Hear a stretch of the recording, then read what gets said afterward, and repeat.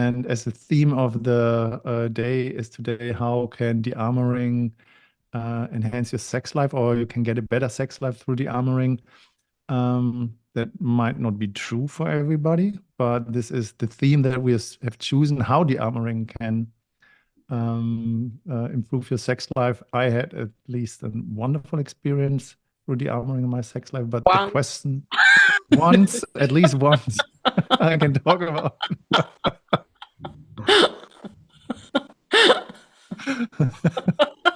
That's enough. If you have a shit sex life, once is enough. But the question is, for each and one of you, why are you here? What would you like to get out of it? Something you are interested in to hear about? Please write it in the chat.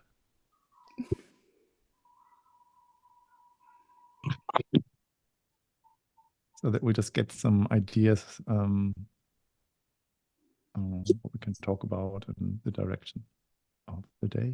Everything is welcome. So the more you chip in, the more you ask, the more you share, the more we can give back.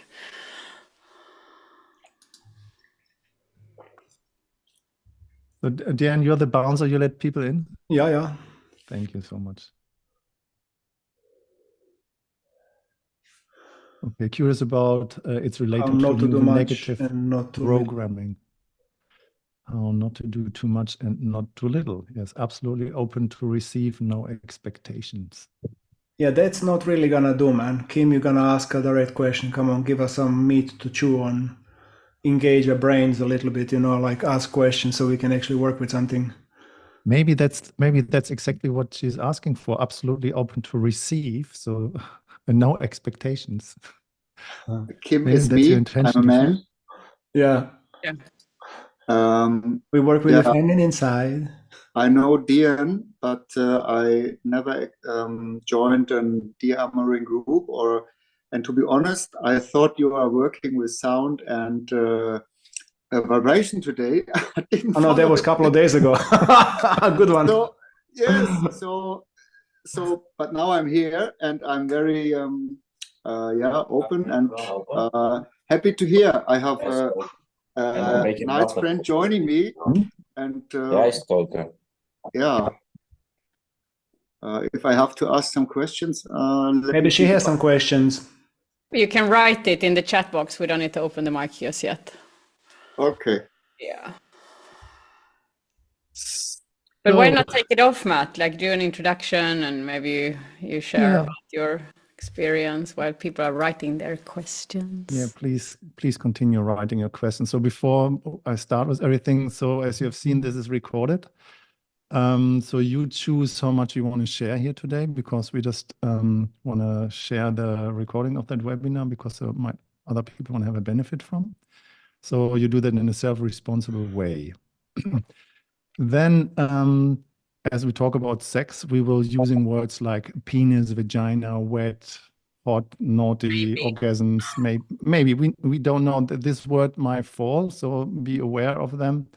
So now I have set them so that you can actually relax around this kind of words. So again, welcome to the How Dearmouring Can Improve Your Sex Life webinar. My name is Matt. One side of my screen is Sana, the other side is Deanne. I'll start to introduce myself first. I'm a guest teacher of the Dearmouring school. I'm into Tantra, sacred sexuality, and on my own awakening journey of sexuality since 1997. I would call myself an explorer. I turn every stone around that I can find. And I'm a professional facilitator, body worker, relationship coach, and I love this work to my bones. And I give it to Sana or Deanne, you choose. You can go, Sana. Okay. We have had so many webinars lately, so I feel like a parrot, Hello, everyone. So my name is Sana Beatrice, formerly Sana Sanita, and I am the co-founder together with Dean, the co-founder of Dearmouring Arts. And like Matt, I've been on a journey since 99 something. And I had my kind of conscious sexual awakening through Tantra and Dearmouring about 13 years ago. And for me, that has been absolutely life-changing.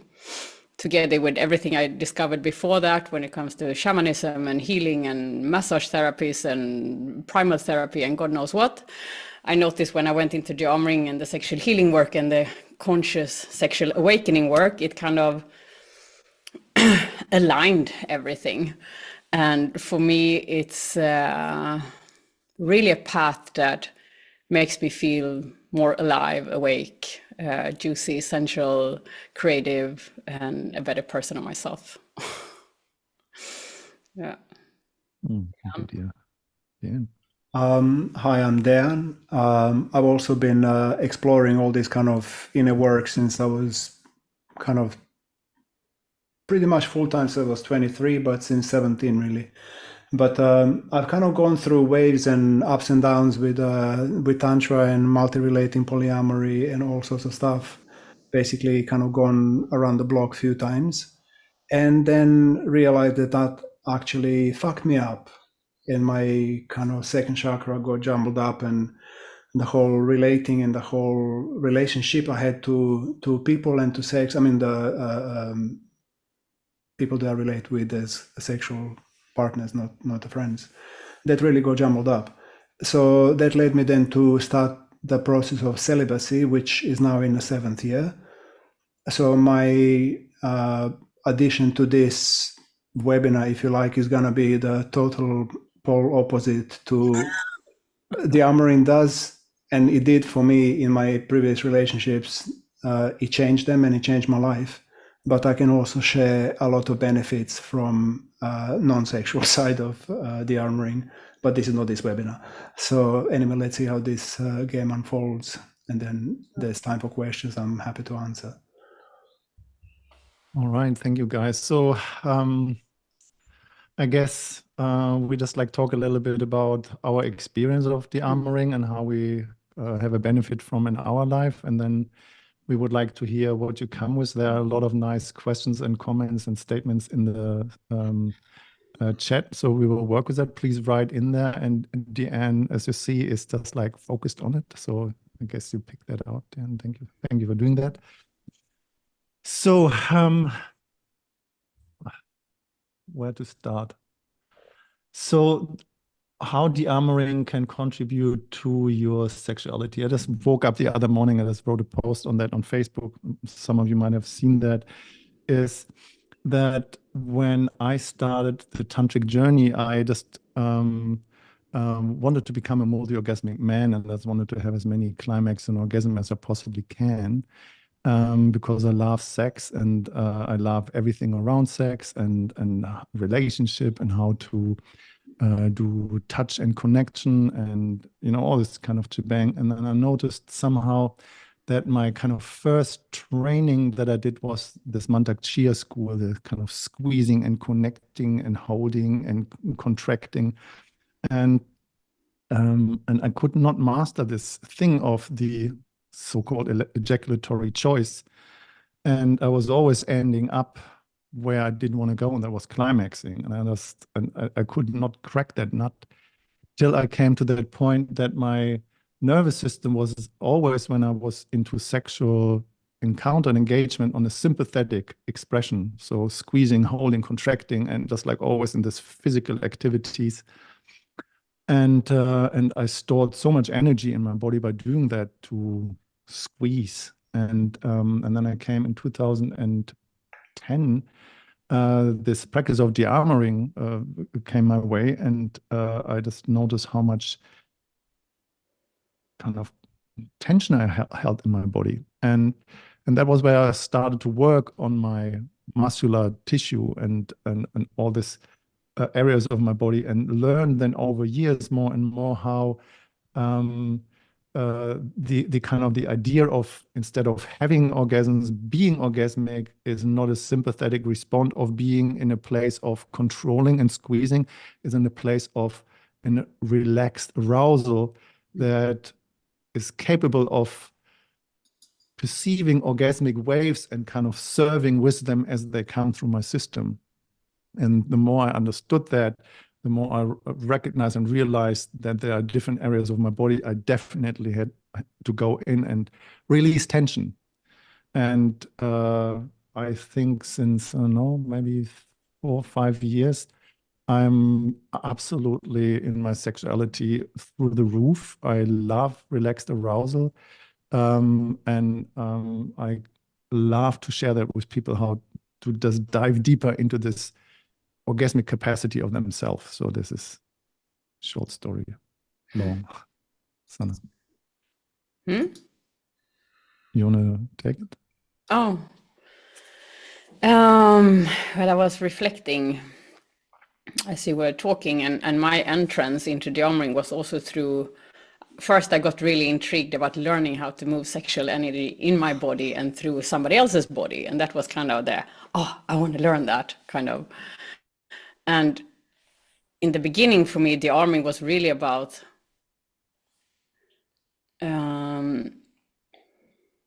learning to soften the body so I could open up and feel more and become more orgasmic. And just like Matt is saying, it's really about becoming orgasmic.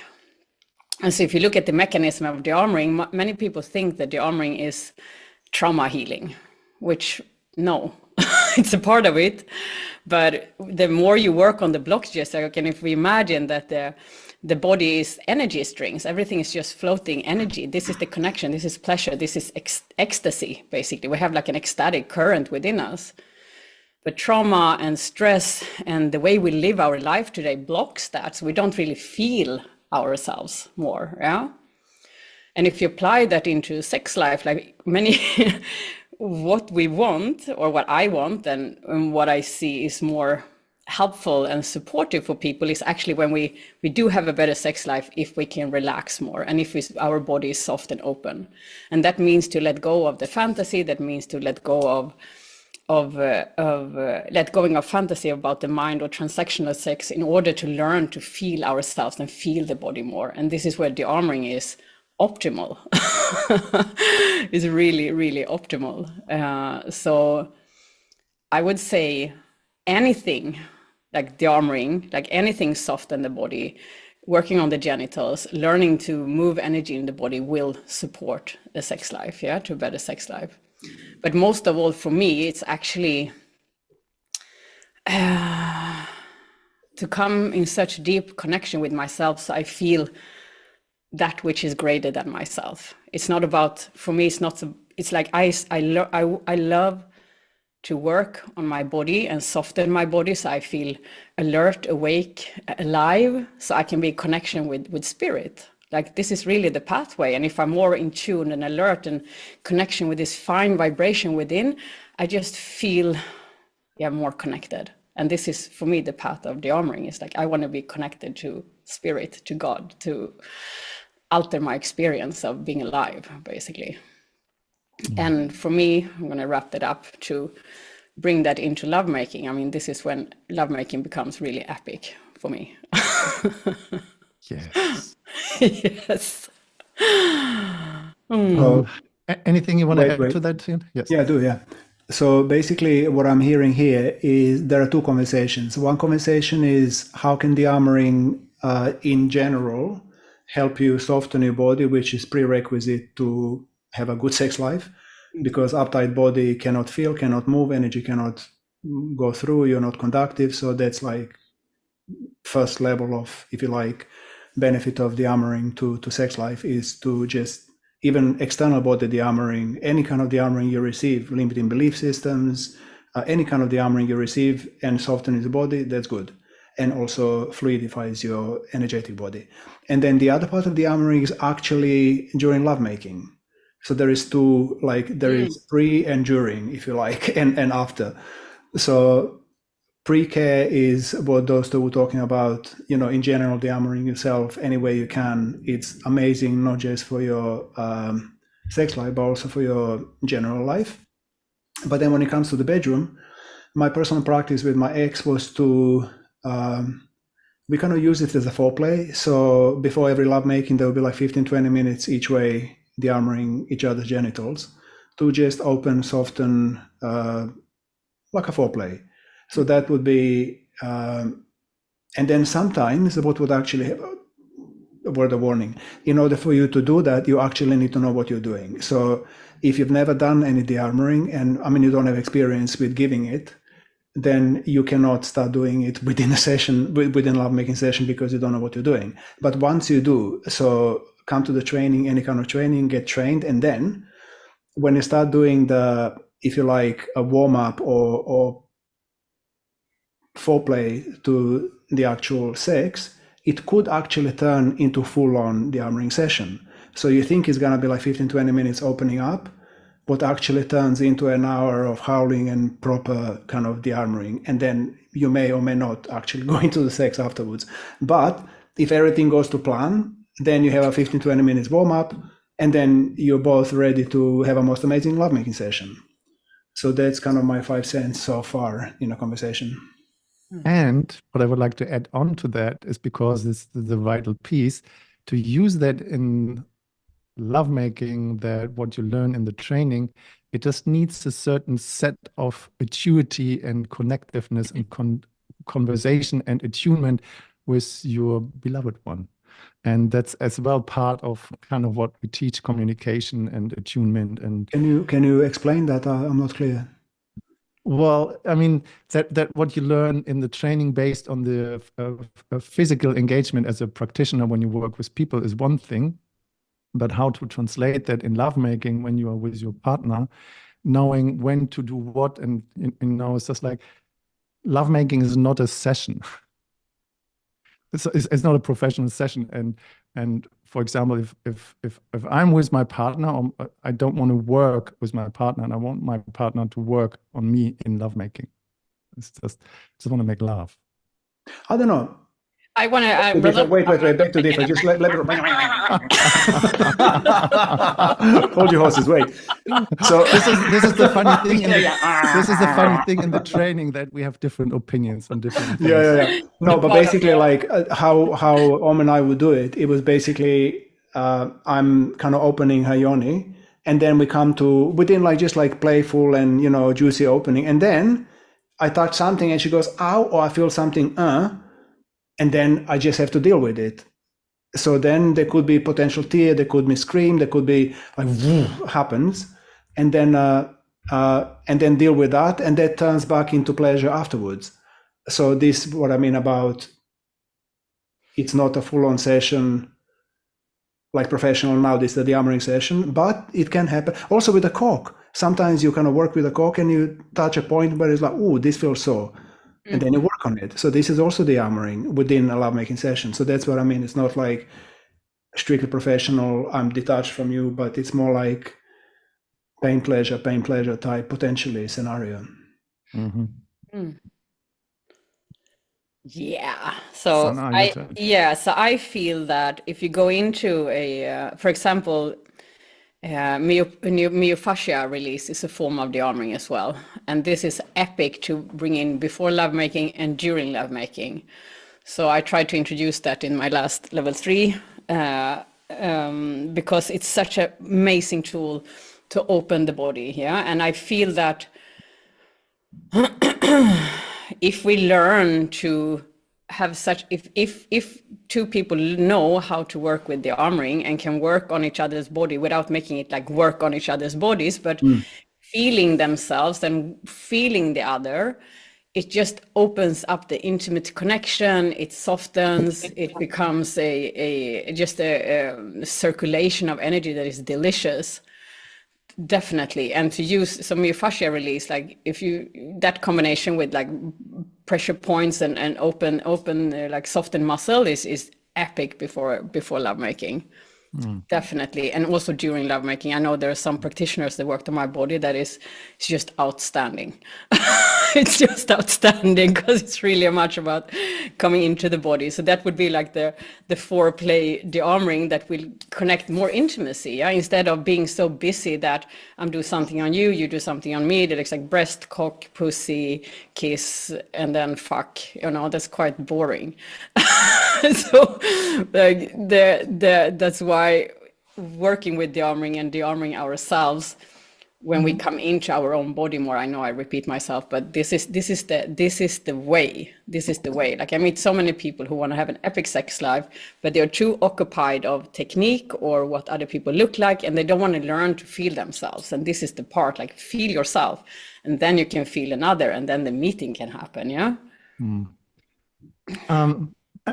And I just had a conversation recently with a woman about that, saying that the womb and the cervix in particular is a portal into the divine, specifically when it comes to lovemaking. And she said as well how much she has suffered in her life through cervical pain when she got penetrated before she was ready. And that this pain in itself, on the most vulnerable part in her sexual experience, has caused a shutdown of her body, and then the lovemaking was over. And then I talked about that when it's being consciously touched in pain in a session, for example, and in lovemaking, I've done that in the past, like you said, that Dean, when this part is consciously touched, and the pain is not a life threat or a threat in itself, and the stored emotion can be released, the orgasmic potential that is on the other side is just absolutely tremendous. So totally. Yeah. I can just add into that. So I think many women, you know, are familiar with this pain that when they're making love and the man goes too deep and maybe it's too hard, and it just hurts a lot when coming close to the cervix. The doctors would say that this is normal, you know. No, this is not normal. When we are dearmored, when a woman is dearmored, she can take quite a lot of like, you can make love hard, you know, without pain. It's actually pleasure. So this is, some of you might know this and some of you might not know this, but like you mentioned, Dean, you can use the cock to dearmor. So if you're making love and you're inside and it's painful, and to communicate that, and it's like, okay, I feel pain. Can you stop that? Can you hold and just be still and just breathe into that pain point, and breathe and be still until it potentially dissolves. Yeah, because that will release the trauma, the physical trauma in itself from earlier, maybe hard pounding or making love when not being ready and so on. And this is why it's such a beautiful dance when two conscious people use that in order to open the bodies more during lovemaking. Yeah. I mean, I feel like we need to maybe quantify what dearmoring is a little bit more here, because I had the same thought. Yeah? Yes. No, but it's really, because like when you were saying, like before, Matt, you said like, when I'm making love, I just want to make love. And I really get that. But also what Sanna and what I was kind of mentioning, it's also, dearmoring doesn't have to be like a full-on session. Now I'm a practitioner, you are a thing, you know. It can just be like a 3 minutes or 5 minutes. Yes. And then it just provides this, like another layer of onion skin has loosened up. And then the lovemaking goes to a different level, like another level deeper. And then you enjoy, and then suddenly it's like, and then another level deeper. So it's like a never-ending unpeeling, unfolding, opening process that can take hours. I mean, it does. So that is kind of definition of, if you like, dearmoring within a lovemaking one-off. Matt? Yeah. I had the same line of thoughts about that. To speak about dearmoring. Dearmoring is not about the genitals. It's not about the physical form. There are so many different levels of dearmoring on an emotional level, for example, so that when people, instead of fighting emotional about, I don't know, having a kind of the fear, guilt kind of anger loop or something, and just like being clear in their own emotional expression, that, you know, emotional harmony can cause a better lovemaking, can have a better sexual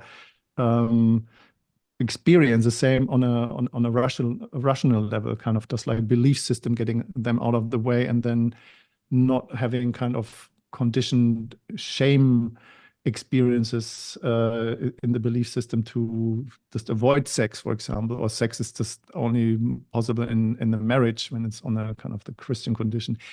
But as we already talking nearly half an hour about ourselves, we don't want to spend too much time on ourselves. We are here for you guys. And we would like to invite you to open up the microphone. And there are amazing questions in there. Actually, but I actually want to just touch on one question, if that's okay with you, while kind of getting ready to talk. And so just want to, Hanne, you expressed interest to know whether at some point you really have to get down to body work because otherwise things won't shift. Actually, yes and no. It really depends who you are, because some people are not physical. They're not, the gateway to God, if you like, is not through the body. And so for them, opening the body really is not necessary. I mean, it will happen or it won't happen, but that won't change the quality of life. So some people are physical, and for them it's super important, like for example me. But there are many that are not. And so to expect, there is no rule. Sometimes yes, and sometimes not. It really depends who you are. I have a feeling that bodywork is always useful. Like, I mean, it doesn't matter who we are. We always gather tensions and blockages, and there's stress in our lives, and we fall or we hit something. I mean, so of course it's not depending on the persona, the body type and so on. But for me, it's like I'm super energetically open, but to maintain like on a physical level and care for my body, it just makes me feel even more connected.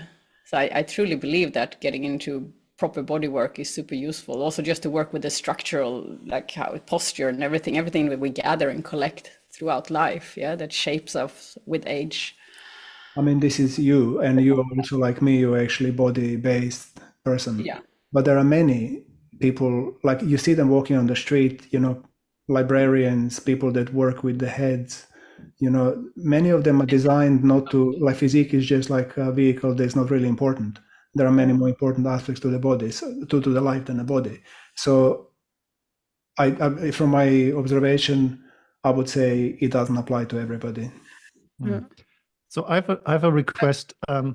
Sandra, you want to say something? I just was reading a question here, but you go first. Yeah, I would say, I mean, the questions are really great. And for me, it's kind of linear reading. I rather would like you, if you have a question or something you would like to know, that you unmute yourself and ask the question.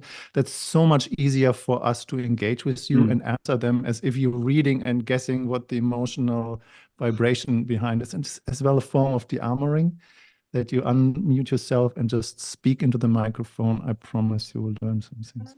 I just want to respond to one question here, which I think might be useful for many in the room. Correct me if I'm wrong. And that is, Alex writes, if we can share about our personal experience, how Dearmouring helped you specifically in sexual development. And for me, I can just share briefly, it was an absolute game changer. Even though I kind of always been very curious and open, but when I started with Dearmouring and were forced somehow, not forced, but mirrored or held into experience the pleasure in my body without kind of giving it out or engaging with another, being with a professional who actually held space for me to feel myself while that person opened my body through Dearmouring and pleasure. It was an absolute game changer, because suddenly I was like, oh, wow, here is me. Like I used to be such a pleaser and I wanted to give back, but suddenly I had to feel all this pleasure in my own body and hold myself in that and learn to conduct myself, which made me connect to my body's pleasure capacity on a whole new level. Yeah. And that went also when I started to do a lot of yoni Dearmouring. Like I got so open and relaxed and soft and receptive and energetically. I mean, it was just incredible. Like the orgasmic experience just increased massively because I started to feel myself much more. Yeah. Like Matt said, there's so many schools where also for women where we like, yeah, you have to go Kegels and train the muscles and squeeze and become tighter, which is crap. Maybe some point, after childbirth, it's useful to tone the muscles. But what happens if we are armored as a woman in our vagina and our yoni is that we don't feel. And this is what genital dearming does. Dearming is so much more, but it helps our yoni to relax and feel more because it increases blood flow. It takes away the tension. So it made the whole difference. Yeah, it made the whole difference to do dearming in my sexual development. Yeah. I just want to share one little story that I had in my first. We never stop talking about ourselves. Come on, guys. No, but this one is too good. Yeah. So I had my first dearmoring session as an exchange with another practitioner who just learned in a training to do dearmoring on a man, because normally what was out there about 15 years ago was just dearmoring for women. So man dearmoring is a very young kind of a practice out there. And what happened is she just learned and came back and wanted to practice. So she was sitting between my legs, had a menu on one side, and just like did something on my genitals, on my penis, while she was just like pulling the pages on the menu instead of being in connection with me. Huh? On the manual. On the menu. So just like, now I need to do that. And I was just looking at her just like, oh. So, yeah. Well, so let's open it up for questions. While we're talking about ourselves, let me just talk about me a little bit. Just of course, please. I'm just gonna just very quickly. So I had my first cock dearmoring. It took about 25 minutes, and it changed my life. Literally, it did. I had no idea how much tension my cock held because I never had it. Like I was like whatever. I mean, 45, 6 when I kind of had it, 7 maybe. So I thought I knew my anatomy, but I didn't. So it was actually literally changed my life. The way I felt myself as a man, the way I felt as a lover, and the way my partners could actually feel me, because there was like massively more energy going through the cock afterwards than it was before. So that's just like a very short thing that I think every guy should have, a cock dearmoring, definitely, minimum at least one, once. Yeah. And I want to add to that. After my cock dearmoring happened, stopped squeezing and clenching my PC muscle and the entire muscles around my sphincter, my cock became kind of radiant and started to operate like an antenna. Seriously. Yeah. Seriously. So yeah. I remember that. Pew, pew, pew, pew. Bing, bing, bing. All right, so dearmor yourself. Please feel free to unmute yourself, ask a question, and we're happy to relate with you.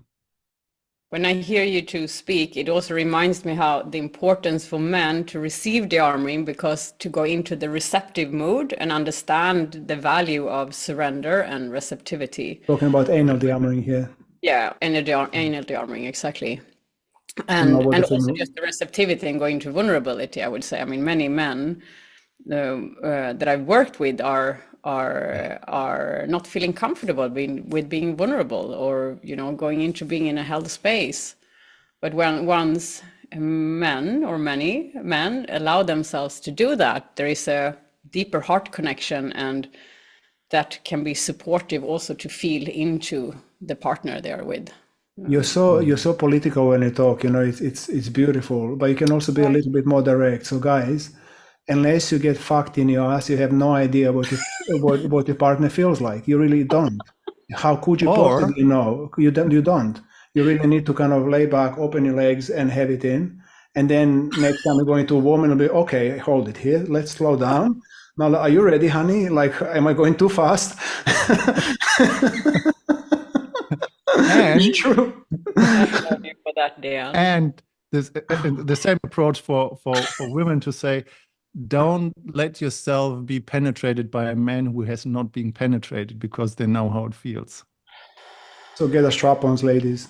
Yes, that's very empowering, actually. And there is a reason actually why, when we in our trainings, we do internal dearmoring both on men and women, and every training, every single time, men go first, because most men, I don't want to be judgmental, but most men don't have an imprint of being penetrated.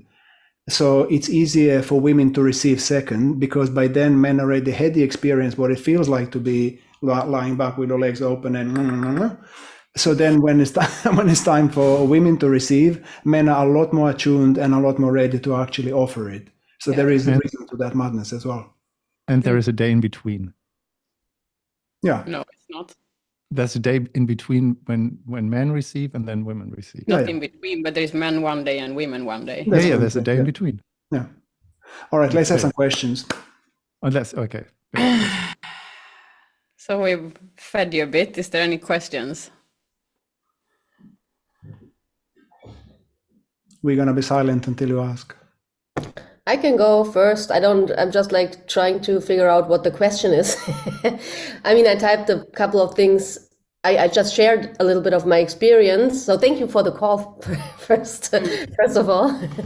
So I just shared a little bit of my experience. Like in 2020, I had like a lot of sexual energy or Kundalini energy or whatever you want to call it rising. A lot of stuff happened.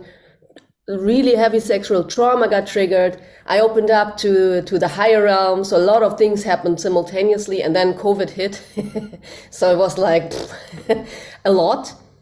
And like a lot of things happened that were like not like within me and my body in this whole shebang that led me to shut down, because I was actually also like through all this energy and all this trauma being triggered in my root chakra, which I think happened for a lot of people in 2020, also to, like, because they're like, that's like the center that holds the fears and the primordial instincts and stuff like that. So for other reasons, that happened to a lot of people, I think. But I also like kind of like had like, was afraid that I would go nuts a little bit, because it was like just a lot. And so I completely shut down, because I didn't have a healthy outlet or a healthy experience with that, because I also really didn't know how to handle that. I didn't have guidance there. I did this all on my own, and I was quite overwhelmed. And so since then, I'm like, like making my way back slowly. And I actually attended the armoring workshops, but they were like more like, how do you say that? Like, not necessarily only the armoring, but like, like mixed techniques. So I had like a taste of that, but I never really had like a de-armoring, like a de-armoring session or anything like that. I just tried to do this for myself somehow, or on my own somehow. So I would really love to hear like whatever comes to your mind when you hear that. Come to a training. Okay. Yeah, good. Yeah. It's super safe. It's like super safe space where you can just really dive into yourself so deep that you won't believe how deep you can go inside yourself, and how much stuff you can uncover and recover and normalize and humanize and just let go of, and just like, like on all levels of your being. It's quite, I mean, when we talk about self-de-armoring, we, all three of us, do a lot of it for years.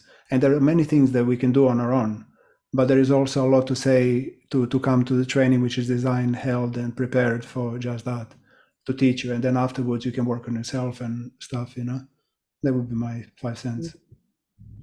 Okay, thank you. I feel you say many things. That's my thing. I wonder how much you are in your body. Yeah, that's why I said like added the second part, like with like I was not in my body at all because of all the trauma, because I was like practicing. So if you just pause there for a moment. What happened if you just sink down into your lower belly and relax your pussy towards the chair? You start. Like, I'm grounding. I have to do this consciously a lot.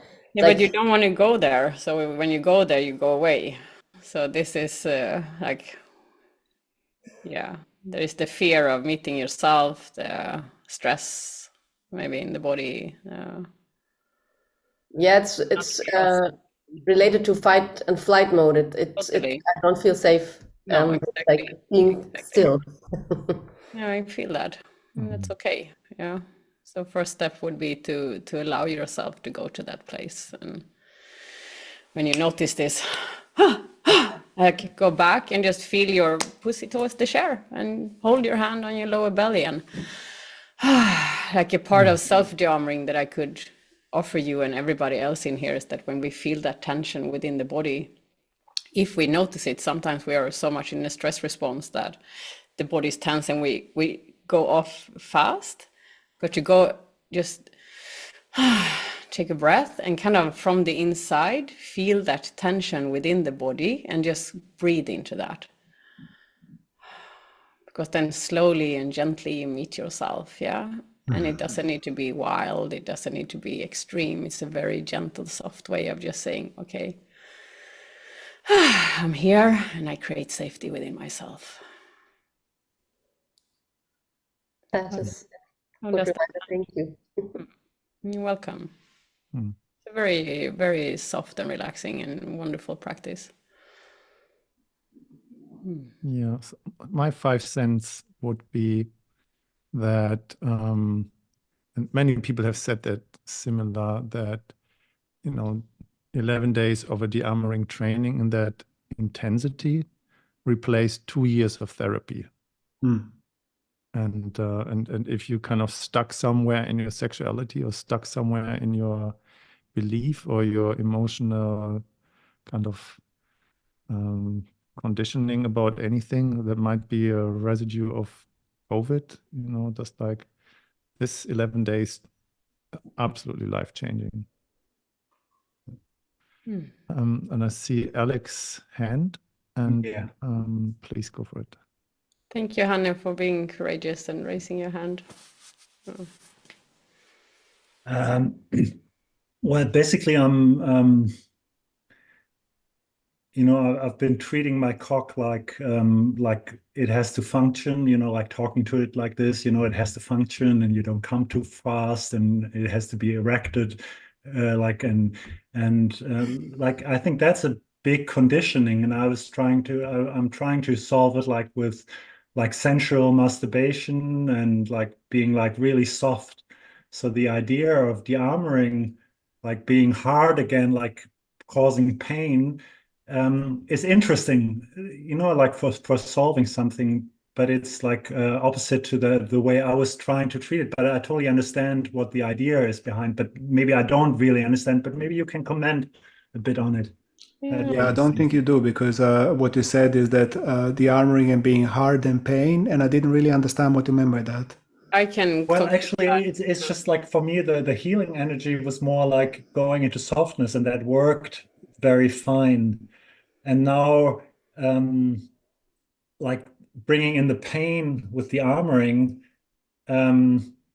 I know about the concept like of letting go and softening into it, but it's interesting that it's like a completely different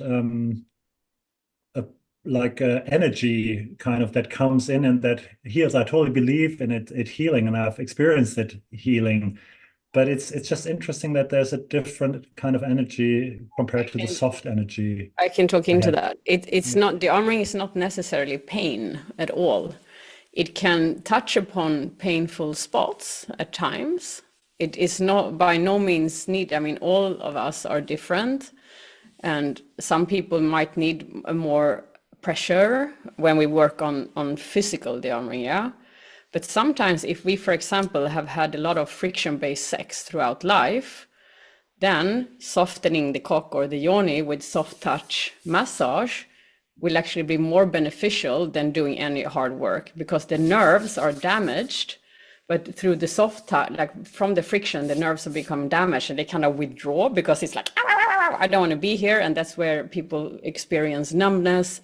And then they will need more friction in order to feel more, and the nerves get more and more damaged.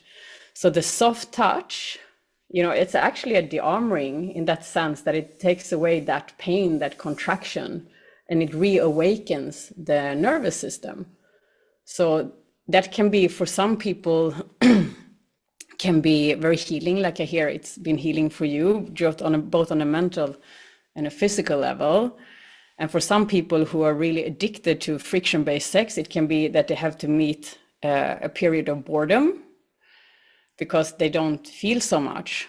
But when we actually touch the skin very, very gently, very softly, the nerves are kind of, they are reawakening again. So that is dearmoring too. It just depends on the cause, basically, and what we're dealing with and what is the history. Yeah. So that is dearmoring what you're doing. And will actually nourish the expansion of your cock even more because it will feel more welcome. It has an expansive effect, yeah. While the harshness can have a contractive, contribute to more contraction. Yeah, and it's also about the relationship.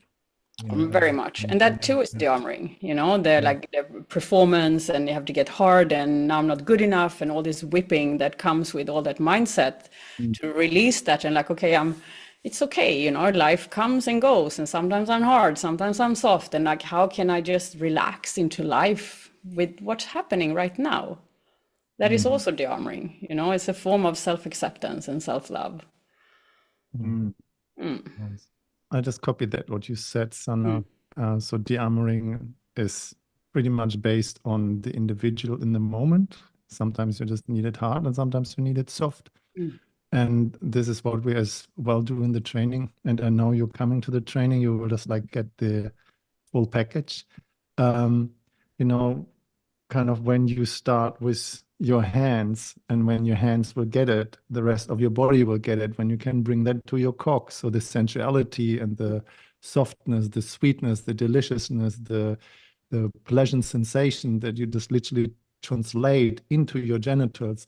And when you can, that what you experience with your hand, translate through your genitals in lovemaking, it just goes through the roof, the experience. So that's an experience that I can share from my own lovemaking. And I would briefly want to add it on when we talk about this kind of soft touch and dearmoring and lovemaking and enhanced sex life, that goes for women as well. Like to have a man who, instead of trying to like rub the yoni and like, oh, I'm gonna do something to her so she gets turned on or horny, to just have this, like, feel her, just touch, feel, be present. There is no goal orientation. It's just feeling. It's just feeling. That will have the same effect. Yeah, it will soften her. It will relax her. It will feel like, you know, finally somebody's not forcing me into anything. I don't have to become anything. So that it becomes kind of the same effect that people want, but a more yin version of, like a slow cook. It becomes an expansion and much more juicy and much more, just much more delicious. Definitely. And that is also dearmoring, because we soften the tension. Yeah, we invite the yoni to reawaken. Yeah. Do you think, guys, there's a little bit of time to talk into cock dearmoring, actual technique, or do we not go into it? Let's see if there's an interest in the room. Of course, we can talk into it. I have as well a suggestion about a little exercise for a minute. You want to do the hunting? No, a different one. Yeah, not the cleansing. Not the cleansing. No. No. Just a little breathing exercise that you just started with Hannah. Okay, let's do it. It's just a minute. It's very simple, very easy. So what most people have learned is when they inhale, they squeeze their pelvic. Yeah, so they learned to just like anus, sphincter muscle, or the PC muscle. But what I would like to invite you to for just 1 minute is when you breathe in, you just do a so-called pelvic breath. So like as if you're breathing through your butthole or through your pelvic. So when you breathe in, you expand your pelvic. And when you exhale, you relax your pelvic. And let's do that just for a minute. You inhale through your pelvic and expand. You exhale and relax. You inhale. Expand as if you're like pushing out slightly. Pushing slightly out, yeah. And you exhale and relax. Inhale and expand. Push out. Exhale and relax. Inhale and expand.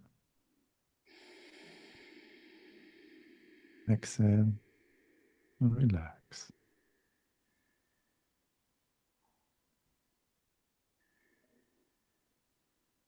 And do a few on your own. Inhale and expand. Exhale and relax.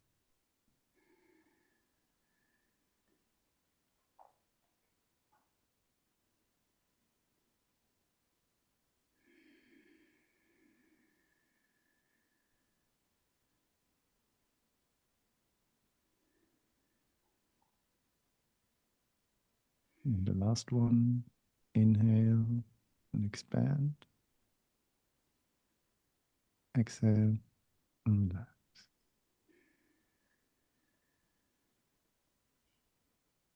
And then just notice the sensation in your pelvic.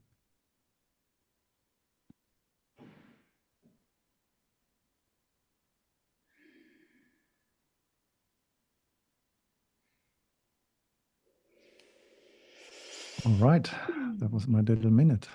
Thank you, Matt.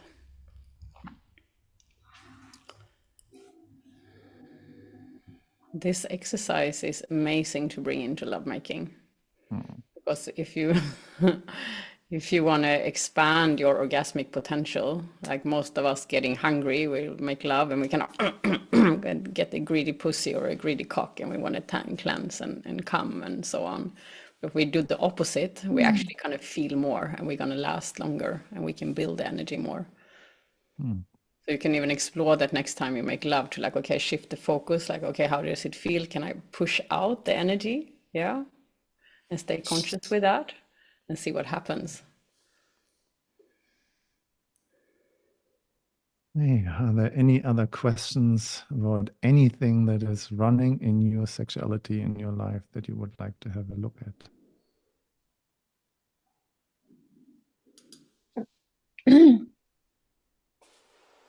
Corinne, was it just a cough or you have a question?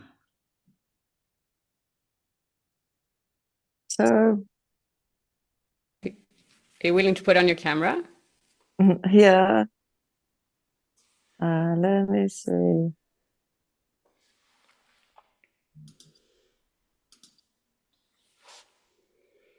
I am on the camera now. No. No. No, doesn't work. I'm on my phone, so I have different options. Well, if it doesn't work, that's okay. I know what you look like, so you can just talk. Oh, there we are. Yeah. That's what she looks like. Yeah. That's what I look like. Oh, that's different. Yeah, that's what I look like. Here you are. Thanks Yeah. for turning it on.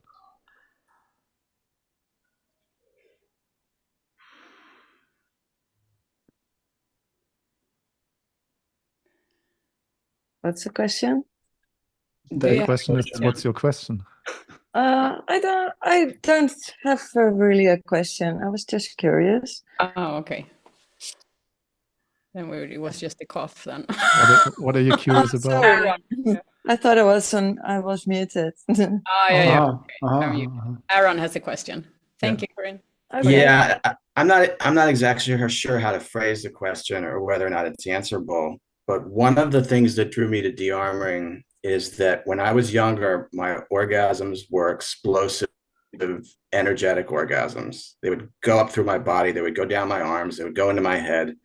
And it was very consciousness altering. And I don't know what happened, but somewhere in my 30s or 40s, something happened that my orgasms became very localized in the genitals. And I have not been able to figure out how to reverse that. I've been doing a lot of dearmoring. I did a tantra massage training for a couple of weeks last year. I've gotten amazing things out of it. I've remembered all kinds of things from my childhood from doing dearmoring, that were repressed in my genitals. But I haven't been able to recover that piece of sexuality that allows for orgasms to go up through the body. And I'm just wondering what, I mean, aside from continuing to do dearmoring, is there anything you could add or suggest? Or Can is there I ask anything a couple of you understand about that? questions? Can I ask a couple of questions? Like, to me, what it sounds like, when you were younger, you were energetically open, and then you started your adult life, and the pressures of life armored you. You succumbed to the pressures of life, and you started tightening up, which is the only reason why energy doesn't run through the body. So the question is, can you identify what actually happened to you? Was it like a one, let's call it traumatic, or one big event, like a divorce or a job change or something that happened that actually started the process of tightening? Or was it the gradual kind of loss of energy moving through? Yeah, I don't know the answer to that one. I mean, I know I had a surgery in that area. Which area? It was a perianal surgery. Oh, wow. What happened? Yeah. What happened? I had a perianal fistula, and they had to do surgery. You know, it's like an infection, gets under the skin. They have to, you know, put you under sedation and cut it open, and that's it. Pain in that area for a long time. That's it. I've thought that could be part of it, but it may have started before then. It's the problem when too many years go by, and then you just sort of lose track of time. Did you ever have you had dearmoring on that? Yeah, I was Sorry, just let me talk. Did you ever have dearmoring on the actual scar tissue on a perineum? I think you were frozen a little bit. Yep, sorry. Yep. Did you have a dearmoring on a scar tissue of the operation? I've only recently started to do it myself. Yeah. So I would, like, as a first step, I would recommend have a practitioner do it to you, because doing it to yourself is going to be very difficult to lose you, because where you need to go into the emotional dynamic, not conscious, not like not holding space for yourself, so you can actually let go. So it would be easier if a professional was doing it and just gently holding the scar tissue and asking you to breathe into it and to feel, to really pull out everything connected to that experience. So that's one thing. Yeah. And the second thing I would look at is, potentially consequently to the surgery, you started potentially developing ideas, negative belief system, if you like, which contracted the whole sexual thing. Either you felt inadequate, or you felt for because you see, the habit takes about only 3 months to build.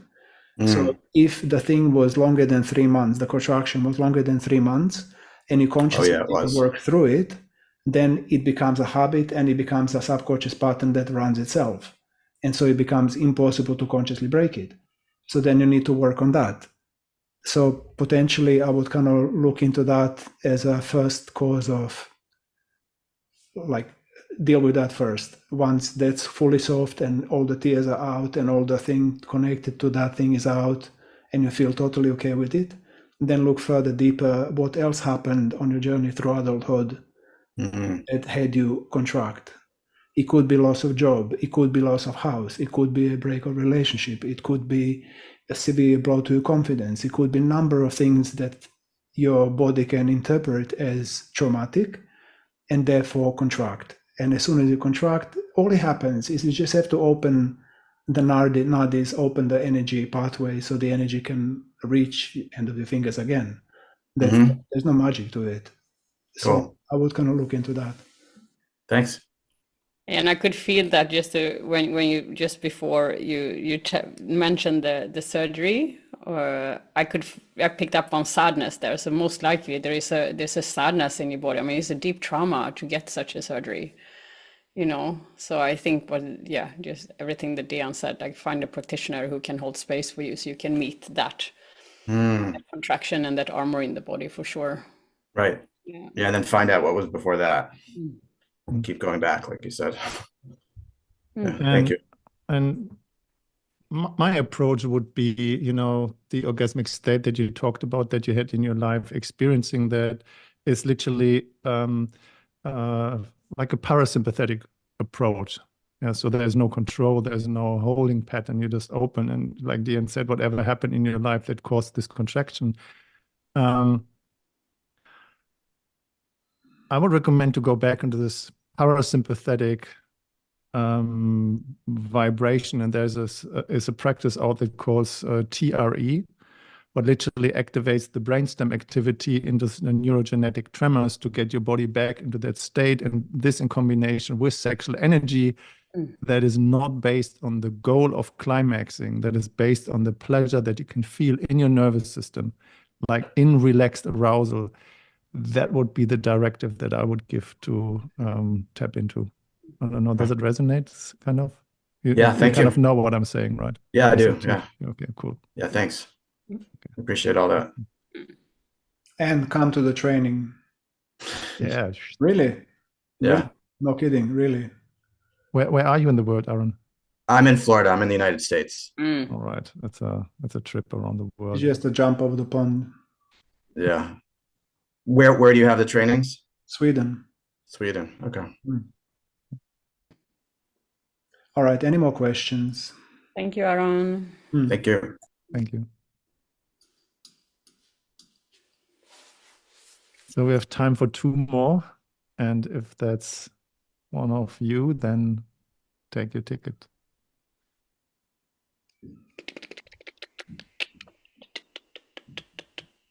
Sophia, you seem to be shifting your position. Is there a question, or you just shifting position? What we could ask, if there's not really burning question, there are a few people who have done the last training in here. If you feel like comfortable unmuting yourself and sharing about your experience, does the Dearmouring training had an impact on your sex life, positive or negative?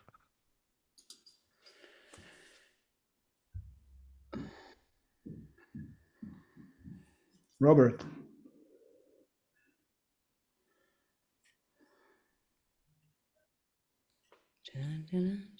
Robert, we can't hear you. You're muted.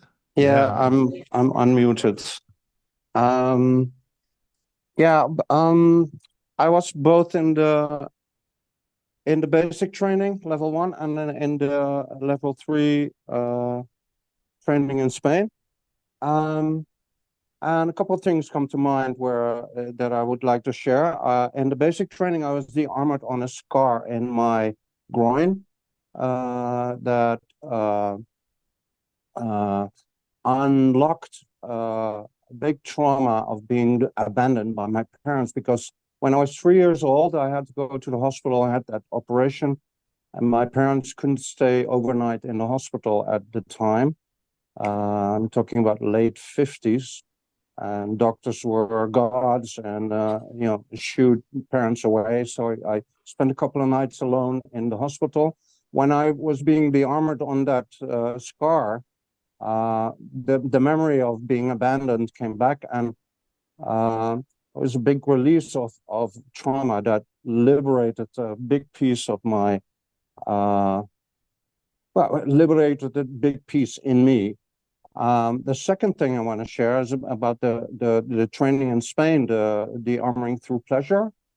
And again, first off, the fascia training that we received was really interesting and very nice to soften the body, as Susanna pointed out. I'll get back to it in a minute, but after in the second half of the training, I was being de-armored by a lady, and she, during the de-armoring, asked if I wanted her to put her hand on my genitals, and I said yes, and she just put her hand on my genitals, and with the other hand she continued de-armoring my chest, and the touch on my genitals actually was kind of a key to the lock on the anger that I held towards my father, because my father was very strict and talked to me about how I was a bad boy and I had to clean up my act towards my mother and not be a naughty boy and wild boy, and that pressure that my father exerted on me was really also influencing my sexuality and my masculinity, the expression of my masculinity for a very, very long time. So when the dearmoring on my chest actually produced results because of the unlocking of the sexual nature of my trauma, the sexual aspect of my trauma, of my father being very strict now. I released a lot of anger towards my father, and that liberated a lot more of my my original inherent masculinity. So getting back to the fascia massage, I have an exchange partner in the Netherlands, and we exchange massages and play a little bit with sexual energy. And when I got back from Spain, I gave my partner a fascia massage, and she just melted under my hands. And then we went into an energetic massage, which was also taught in Spain. And we just had the most wonderful, energetic lovemaking as a result of the trainings that I received through you guys. So I can tell you, you know, there's many different forms of trauma that and trauma can take many different forms and can block you on many different levels, including the sexual level. And it's not just about pain. It's about actual trauma and reliving and releasing the emotions which are from the past and were never released in a proper way in the training or in the dearmoring session, and then you know, feel liberated, and these traumas like dissipate and are gone, and you just you know, feel free from that original trauma once you've released the emotions associated with it. Thank you. So yeah. So happy for you to hear that, Robert. Thank you so much. Thank you so much. I'm happy too. Yeah. So Thank take the training. Oh, thank you. Ulrike, do you feel like sharing? Who, me? Ulrike. Oh, Ulrike. You're Yes, I smiling. can do that. Yeah, I'm fine sharing. I was with Robert Jan on both trainings and with some other people, so it definitely changed. I think it's on many levels. Like we were not just taught dearmoring, we were also taught consent and the direct route of touch. And I think that is one of the first things where lovemaking for me now changes. I'm very clear. Yeah. We're very clear whether when I touch somebody, whether it is for me or for the other person. Both is fine. I'm aware of it. I'm very clear with saying what I want. And I receive very good feedback for that, which is also very nice. And for me, in the last months, what has really happened is the topic of embracing and letting go. So for that, I guess lovemaking and dearmoring just sort of feeds into it, because once you start embracing whatever there is and expanding and becoming soft, then obviously it's like you guys said before, you go away from the clenching, and we did the exercise with the inhale and release and push out, and I find it much easier in self-love than when other people are involved. So it's still sort of hard to not go into the pleasure patterns. So that definitely it did change a lot. And I also found that like I've been dearmoring a lot of men in training sessions, and I can only tell the guys in here that are thinking about going that the dearmoring does something to your, I don't know if I should say manhood, but it is something about, yeah, I always have this thing like dropping into your balls. Yeah. I know you guys, I do that all the time, but I can actually feel it happening when I de-armor people. Yeah. And then they come back and say things like they feel like there's a new operating system downloaded, or they feel that finally they are the man that can take the hand of their inner child. That sort of thing is the feedback that I get. So I can only encourage men to also, face it, and it doesn't necessarily have to be cock de-armoring. Like I've had these experiences even with external de-armoring, like when I have my knee in the root chakra, and and I actually press down on their shoulders, or they have to fight me, and finally have a woman who can hold fighting back, that sort of thing, and then just really come up and be there with their masculinity. So it goes on many levels, and I'm very sure that also changes sexuality afterwards. So that's my 5 cents. Thank you, Ulrika. Thank you so much, Ulrika. Thank you. I just want to give like a little thing while you're in this transition, Ulrika, of learning the expansion during lovemaking or being maybe pleasured by somebody else. If I heard you right, that you're still kind of finding the mind-body connection. You can stay with your yoni kind of pushing out, I guess, as if you inhaling, pushing out, and holding her open. And that can help you to get into that mind-body connection. It will also increase the sensitivity. Yeah. So you can start. I've tried. I just realized that when I'm by myself, I don't lose the focus. And when I'm with other people, I just lose the focus easier. Because there's so much other stuff going on and so many sensations.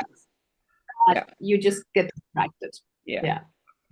Thank you. You're welcome. So we have maybe one more person who want to share from the last training, if there's no other question. And then there was from Arif a request talking about the training, the logistic, how the training goes, days, and so on. Is there anybody? Can I just suggest, if there are no burning questions from the people here, let's talk like a few minutes into the technique of cock de-armoring. I can do it in 1 minute. And then we can talk about the training, because Arif and probably some others want to know about logistics. So let's first see if there is a burning question from the people here. Any question that you have. Now it's a good time, because otherwise we're gonna say goodbye very soon. The only time.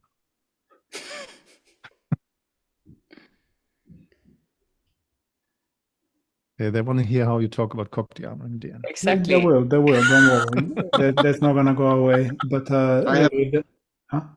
There's somebody. Hi, Dean. I have a question, because I'm absolutely new in de-armoring. To be honest, I tried to translate it with the translator, and the outcome was not giving me understanding. I started a lot of breath work. Dia knows me since nearly a year now, and I'm a very stressed guy. I working at stock exchange. My body was stressed. I can't feel myself. I was my whole life under tension, and for many years that tension satisfied me. After I started breathing, I feel my body. I get a little bit more connection, or for me, it's already a lot of connection. So I understand breathing as well as a lot of energetic work of letting go, letting the energy flow by the breath. How is de-armoring working? Because I have absolutely no clue what you're doing. I can answer it in one sentence. Come to the training, man. Like basically, no. There is a reason to this madness. No. But the reason is that actually the only promise of the training is, well, not the only, but one of the promises of the training, it's 11-day training, is that at the end of 11 days, you're gonna know exactly what the armoring is and what it's not. You're really deeply gonna understand what it is. And so for me to answer that question right now would be not possible, because you need to experience it, then we need to talk about it, then you need to feel into it, then we need to approach it from another angle. And then at the end of 11 days, you're going to say, oh, wow, okay, now I get it. So really, it's like it's super deep, like it's very extensive. It's a very all-encompassing practice. It's not just ABC, press point, ABC, that's ridiculous. It's like it's a massive subject that takes a long time to grasp. I have one sentence that I can add to that. Is, you know that you're stressed, Kim, right? You know that you're under pressure. Dearmoring is that you have a conscious choice to be relaxed. And how did you teach me, or is it kind of energetic work? We're going to talk about it in a minute. Yeah, we can talk. We can bridge that into Arif's question. Yeah. Okay. All right. Any more questions, or are you all kind of questioned out? No, I guess you can talk about cock dearmoring. Yeah, you promised the cock dearmoring before. All right. So let's assume that this is the cock. So like crack course in 2 minutes for cock dearmoring. Basically, a cock is part of the body like any other body part. It has blood vessels going through it. It has many nerves going through it. It has muscles in it. It has fascia in it. Basically, it's just like any other part of the body. So we're treating it exactly. Nancy's coming back. Somebody's doing it. Okay, thank you, Matt. I did it. Yeah. So working on a cock, we treat it exactly the same as any other part of the body, which is, if you imagine massaging your arm, you would kind of feel around, and then, oops, this point here, it's quite sore and tight. And when I press into it, it's like, ooh, okay, this feels like, and then I need to breathe into it. Relax, and then it will soften. Well, the cock is the same. So what you're going to do is, first of all, you're going to massage it a little bit, like you massage your arm before you start working on it, just little bit. So you do the same with the cock. You do the same with the cock. Massage, pull it a little bit, pull it to this side, pull it to that side, until kind of it gets a little bit like, full of blood. It will never be hard, like hard cock. When you start dearmoring a hard cock, it will most normally will go soft. And so then you start pressing. So you start pressing and you squeeze for pretty much as you can, or as much as it feels good. And then you hold it for like half a minute, waiting for any kind of response of uncomfortable, intense pressure, any kind of sensation that, like any other part of the body, might want to be released. Here will be exactly the same sensation. And then you just breathe into it and you hold it, and you don't massage it, you just hold it simply for maybe 1 minute, 2 minutes, until it goes softer. You will kind of feel it going softer. And when that part is done, you massage it a little bit, and then you move a few millimeters or half a centimeter down the road, and then you press again. And you kind of keep doing that on a shaft, all the way from the head, all the way to the bottom, to the insertion. And then you go sideways, and you do it sideways as well. Each press is going to be between 1 and 2, 3 minutes, depending. If there is nothing you press in, like, massage the body, hand, there's nothing here. Oh, yeah, there's something here. So then you massage this more. You do exactly the same on a cock. And so basically you just cover it sideways, frontways, up and down the shaft, until pretty much all the painful points have been worked through. And then I call it a shower cock yoga. Every time you shower, you just kind of grab your cock, you pull it to the left, and you pull, like you really kind of, you extend it as far as it goes. And you're a guy, you know exactly how much pressure you can pull to it. And so you go to the left, hold it for half a minute, 1 minute, breathe. Then go to the right, pull it to the right, the same, breathe, relax. Then pull it down, hold it, stretch it, pull it up, hold it, stretch it. So this whole thing, and then maybe figure like 8, this way, that way, this way, that way. So the whole thing must... Huh? Don't break his thumb. Go on, look, oops. Anyway, so basically... So the whole thing will take like 5 minutes in a shower. But the pressing point, the major thing to really get into your head, it's exactly the same as massaging your neck, shoulders, or your arm. Like every time you feel a hard point, like anything buzzing, anything zzz, anything greasy, you just hold it lovingly with attention and you breathe into it, you feel into it and you relax. That's it. Basically, the whole process can like 20 minutes, half an hour max, and then you're done. And during the training, I share one specific practice, how to do the same thing with your balls if you're having problems with blue balls. Like you take 2 bricks and you go poof. Or you hit your heart somewhere else on there, so you shift your focus. Anyway, so basically, are there any questions regarding this brief technique? I want to add on one thing to that brief technique, which is useful both for dearmoring the cock and also for lovemaking. That is that many men are used to masturbate and kind of quite hard friction based, so the muscles around the root gets tensed, and this can block the blood flow. So this is why dearmoring helps as well. So instead of have this downward going movement, change and have an down and up outward going movement, because that will increase and soften the cock and increase the blood flow and kind of release the tension. You can also go in and press around the root of the cock, because then there's a lot of muscles there that gets tensed, and the older we get, of course, the more tense they become. So the massage around the cock and pull the cock outwards, that will also help. Okay. Are you okay? Yes, please ask a question. Yeah, there's a question there. Go. Obviously not helpful. Okay, thank you. No. My question, or was it somebody else? You. I think it was you. Okay, yeah, I had a technique question. So I was actually doing that recently. I'd taken another dearmoring course online, and I was doing a similar technique, and I found a point on my shaft that was painful. And so I spent time on it, and I would do it like every night before I went to bed. And now I'm very aware of that spot all the time. And I'm wondering, did I do something wrong, or what do you mean you're aware of it? What does that mean? It just made it a very sensitive, the pain, I didn't feel the pain initially until I was sort of pressing. And I'm like, oh, this is a little sore here. So I held pressure on it and I breathed. And now I'm just sort of aware of that spot on my penis on a somewhat regular basis.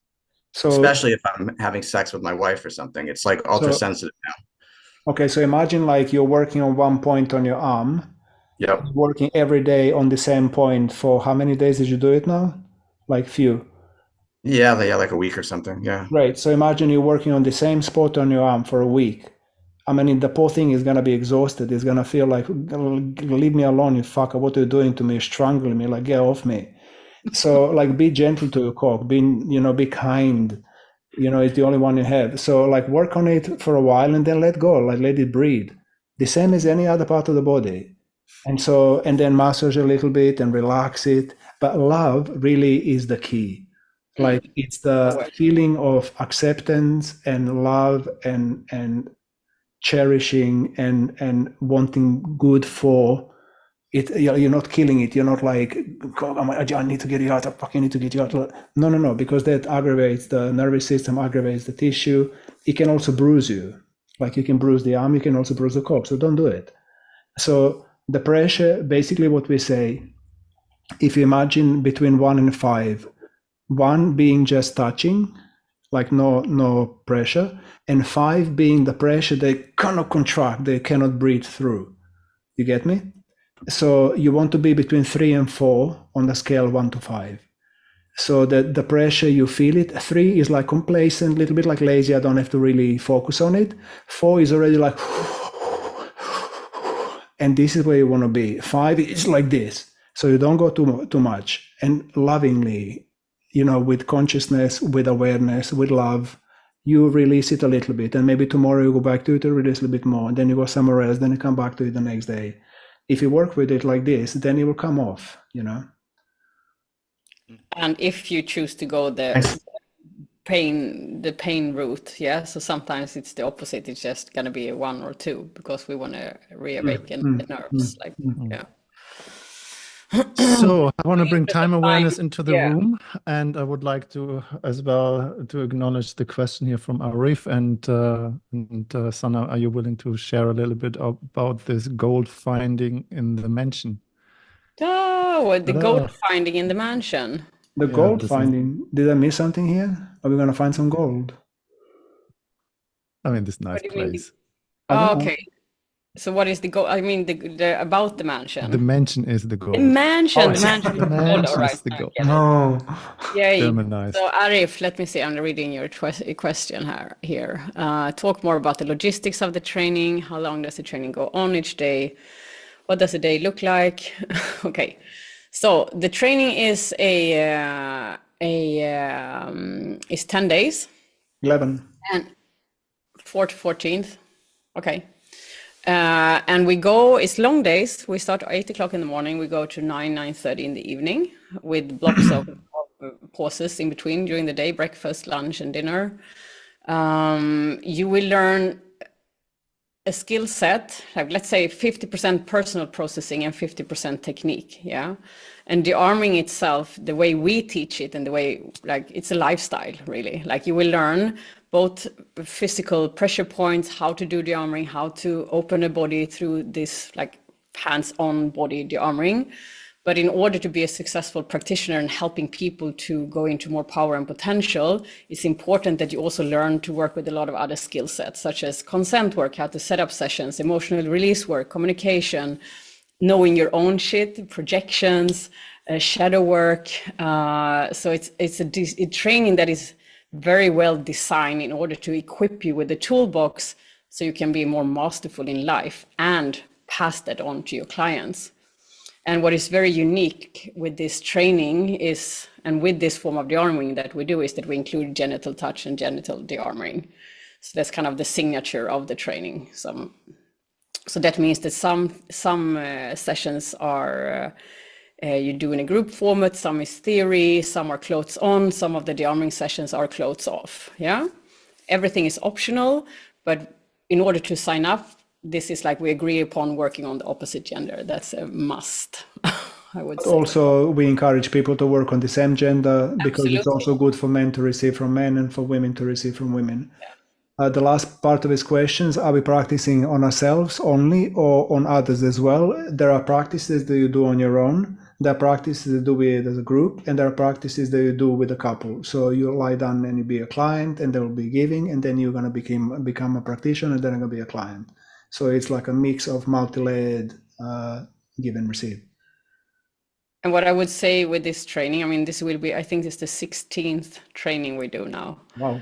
And it's a really refined process that we've done and been going through, and the result, or what we see that people come out with, is absolutely, I mean, I feel really proud, actually. I don't, like, I know it can sound ridiculous, like it's our training and of course we like it and so on, but the effect it has on people and the amount of empowerment, like, it's, you know, our style is to bring people into authenticity, really. Like, this is the world I want to live in, where people are in connection with their power and potential. None of us see us as like, we're the teachers and you have to do this. No, we really search for the best in each individual, and it's magic. I would say, yeah, it's really a piece of magic. So we're going to hold it this time in a very beautiful mansion, just 1.5 hours outside Stockholm. So it's very spacious and double and single rooms. And it's not often we see that in this type of centers. So it's very nice. We have a sauna, yeah, big sauna. And so it's a big mansion from, I don't know how many, a couple of 100 years old or something. So does anybody else have any question about the training, or did we cover all the potential questions that you might have about it? I have something to share for everyone. I will drop a link if you just want to have a call and want to figure out what the training is and you need more information. Please feel free to connect with me, choose a day and time that serves you best, jump on a half an hour kind of just casual a conversation and get your questions answered. Actually, maybe we can also share Dearmouring Arts website, just if people, because also Sana and I are very open for one-to-one conversation. Okay. If you want to deepen the questions, if you have any kind of personal stuff that you want to discuss, if you want to see if the training is for you or not, or just get in touch. We are very open to talk to you, you know. Definitely. Yeah. Training. And we are nearly booked out, so there are not many Yeah. places left. So Yeah. just a side thing. Yeah. Okay. We are over time. Yeah. I want to start closing it down, and I would like to say thank you everyone for joining here today. And talking about sexuality and Dearmouring is one of my preferred themes to talk about. I appreciate and acknowledge each one of you spending 90 minutes with us, and I hope you just got something out of it and learned something. And I say thank you from my heart, and I would love to see you at the training if you choose. And I would give it to Sana or Leanne. I just want to say, I think, Sana, you agree that for those of you that are here in the room, if you choose to come to the training, we give you a discount just for saying kind of thank you for being here with us today. Shall we say, like, I don't know, 150 or 200 euros off or something like that? Sana? Definitely. Yeah? I think So 300. if you want to sign up, any of you here, you're very welcome to come. I mean, actually, we need to talk to you first, but most probably you're very welcome. And yeah, just let us know, and we can book a call and discuss it. So thank you for coming, and see you next time. Yeah, also my 5 cents to that. Thank you so much. I was really tired today before this. Like, oh, I don't have more to give. And then as I sit here and just You're full of beans. I feel so much better. So thank you for making my life better. Thank you for being here, and I hope to see you. Kim, next one is gonna be in autumn. You can find it on dearmouringart.com. I think 4 to 14th November or something like that. I'm not sure. I'm not sure, but we'll find it on the website. Yeah.